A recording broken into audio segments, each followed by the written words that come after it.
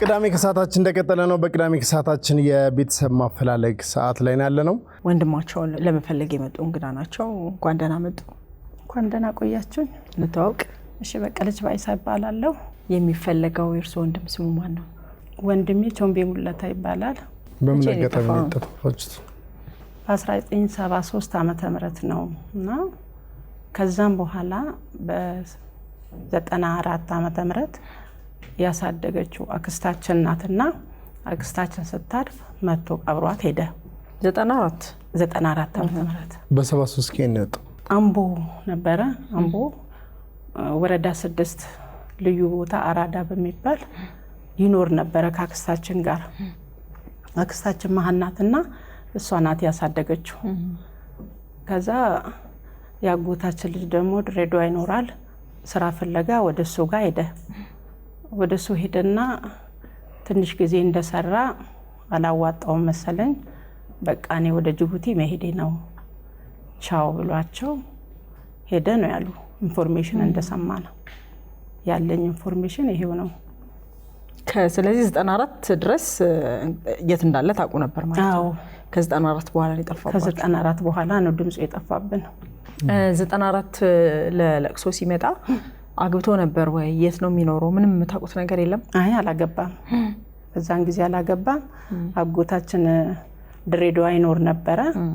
እሱ ጋር ለስራ እሱ ጋር ሄደ እና ድሬዳዋ ከዛ ነው የጠፋ። ያጎታችሁ ስም ማን ነው?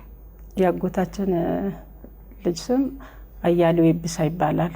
ቤተሰቦቹ እናቱ አባቱ የሚፈልጉትን ሰዎች ስም እስኪ ይጥቀሱለት፣ ምክንያቱም ጊዜው ረጅም ስለሆነ እንዲያስታውስ። ቾምቤ ሙለታኛ እህቶች በቀለች ባይሳ፣ አልማዝ፣ ብርሃኔ ባይሳ ሁላችንም እንፈልጋለን። ውድ ወንድሜ ካለህበት ቦታ ምንም ሁን ምንም እኛ አንተን ብቻ ነው የምንፈልገው። ካለህበት ቦታ ድምጽን አሰማን። የኢትዮጵያ ሕዝብ እባካችሁን የእናቴ ልጅ ድምጽን አሰሙልን። እዚህ ማጸናቸዋለሁ። ፎቶግራፉ ላይ የምትመለከቱት ቾምቤ ሙለታ እንግዲህ ከጠፋ ረዘም ያለ አመታት ሆኖታል። ቤተሰቦቹ እህቶቹ በአጠቃላይ እየፈለጉት ስለሆነ የምታውቁት ካላችሁ አንተም ይሄን ፕሮግራም ካየህ ከታች ባለው ስልክ ደውለህ እንድትገናኝ ስንል እንጠይቃለን። ለእናንተም እንግዲህ መልካም እድል ይሁንላችሁ። እናመሰግናለን።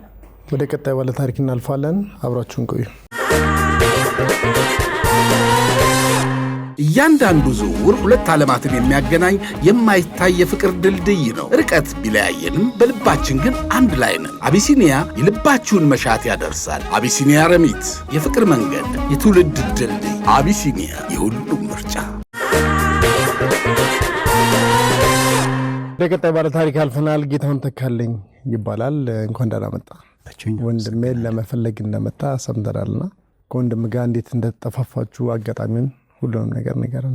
ወንድሜ ማለት በ1978 እስከ 83 ለቀምት ወለጋ በምትባልበት ከተማ የወታደር ጤና መኮንን ሆኖ ይሰራ ነበረ። በዛ ሰዓት እየሰራ ያው አጋጣሚዎች ችግሮች ተፈጠሩና በ1984 ታሙ ወደ አዲስ አበባ መጣ። ሲመጣ የእናትና የአባቴ ቤት ላይ ነው አብረን ነበርና ከዛን እዛ የተወሰነ ጊዜ ሙሉ ትባላለች ባለቤቱን። የአባቷን ስም አላውቀውም። እሷም አብራ መጣችና እሷ ከ15 ቀን በኋላ ተመልሳ ሄደች። ከዛ ጤንነቱ ደህና ሲሆን በ25 1985 ላይ ለስራ ብሎ እንደወጣ ቀረ ማለት ነው። ከዛም በኋላ በ1988 እስከ 1990 ጅቡቲ ላይ ማለት ነው ሰዎች አይተውት ጎሚስታ ይሰራ ነበር ብለውን ኢንፎርሜሽን ነገሩን። በሰው አማካኝነት አጣርተን ስንሄድ አጣ ነው በዛ አካባቢ ላይ። ከዛ በኋላ ድምፁ ጠፋብን። ይሁን ያለን መረጃ።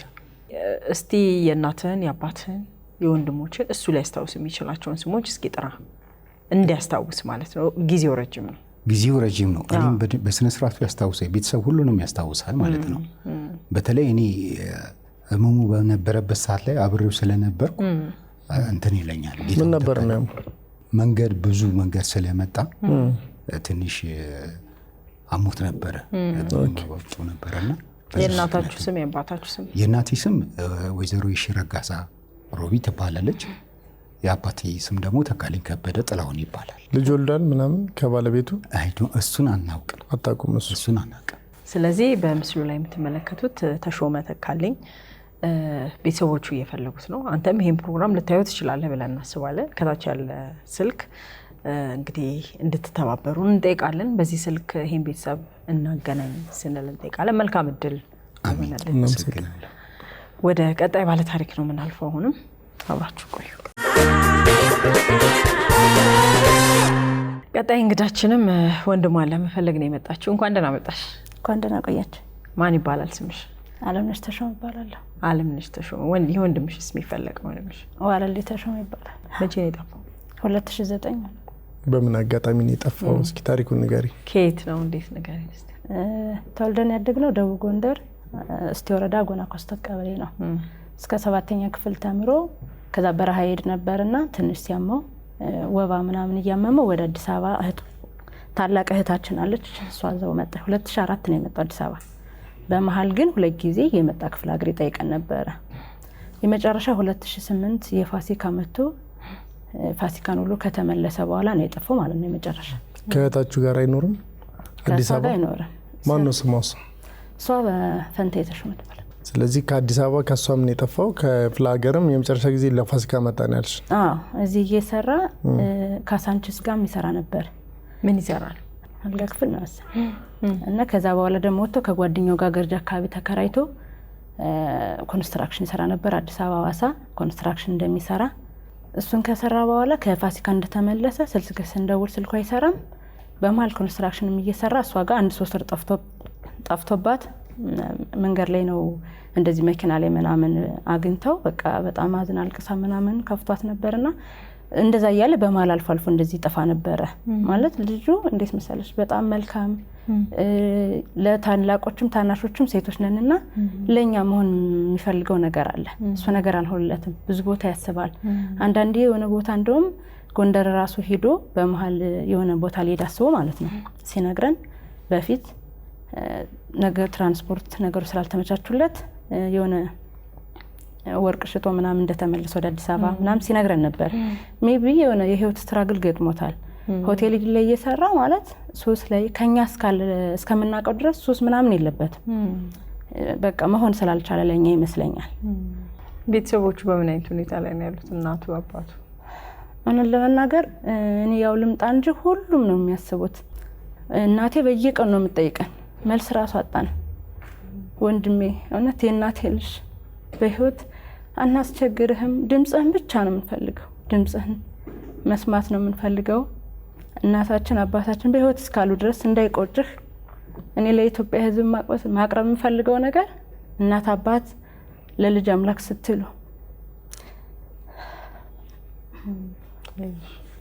እህት ወንድሞች ለእናት ስትሉ ያያችሁ እሱ ባይፈልግ እንኳን በድምጽ እንድታገናኙ በአካል መምጣት እንኳን ባይችል ነው ማለት ፈልገው። ስለዚህ በምስሉ ላይ የምታዩት ዋለልኝ ተሾመ ወርቁ ከቤተሰቦቹ ከጠፋ ወደ 10 ዓመት አካባቢ ሆኖታል።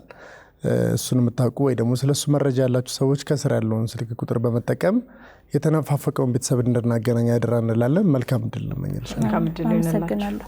ስለዚህ የዛሬ የመጨረሻ ባለ ታሪካችንን ታሪክ ሰምተናል። እስካሁን ቤተሰቦቻቸውን የፈለጉትን ቤተሰቦች ታሪክ ሰምተናል። ከስር ባሉ ስልክ ቁጥሮች የእስካሁኑ ቤተሰቦች እንዲገናኙ አደራ እንላለን። የምታውቁትን መረጃ እንድታቀብሉ ማለት ነው። ከዛ ውጭ ቤተሰብ ለማፈላለግ ይሄ ቁጥር ስለማይጠቅም የተጠፋፉትን ለማገናኘት ብቻ ነው ስልክ የምንጠቀመው። 7696 ላይ ብቻ ኤኤፍ ብላችሁ ላኩልን፣ እኛ እንደውላችኋለን። የዛሬ ባለ ታሪኮች ይህን ይመስል ነበር። ሌሎች የቅዳሜ ከሰዓት ፕሮግራሞች ይቀጥላሉ። አብራችሁን ቆዩ። የምናዘጋጃቸው አዝናኝ ፕሮግራሞች እንዳያመልጧችሁና ተጨማሪ ቪዲዮችን ለማግኘት እዚህ ጋር ጠቅ ማድረጋችሁ እንዳትረሱ። ከዛ በተጨማሪ ሰብስክራይብ ማድረጋችሁን ደግሞ በዚህ ጋር ጠቅ አድርጋችሁ እርግጠኛውን አብራችሁን ስለሆናችሁ እናመሰግናለን።